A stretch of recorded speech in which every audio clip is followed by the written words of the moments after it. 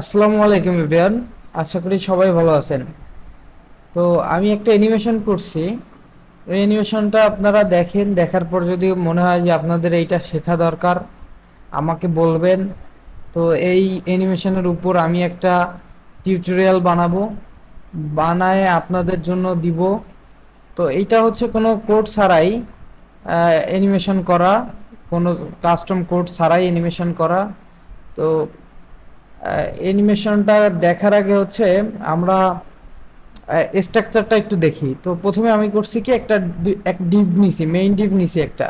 এই ডিভের ভিতর দুইটা আবার ডিভ ব্লক নিছি, একটা লেফট র্যাপ আর একটা হচ্ছে রাইট র্যাপ।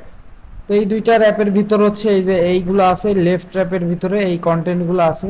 তো লেফট র্যাপের ভিতর চারটা আইটেম রাখছি আমি, চারটা আইটেম। এবং রাইট র্যাপের ভিতরে আমি সেম চারটা আইটেম রাখছি।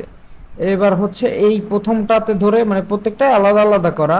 তো একটা ধরে আমি হচ্ছে হোভার অ্যানিমেশন করছি। এই যে হোভার অ্যানিমেশন, হোভার ইন, এটা হচ্ছে হোভার ইন অ্যানিমেশন। এর ভিতর হচ্ছে এই যে অ্যানিমেশন করা ইন্টারাকশন। এবং হচ্ছে এইটার হোভার আউট, যদি একটু দেখাই, এটা হচ্ছে হোভার আউট। তো এই হচ্ছে অ্যানিমেশনের স্ট্রাকচার এবং অ্যানিমেশন এর ভিতরে করা।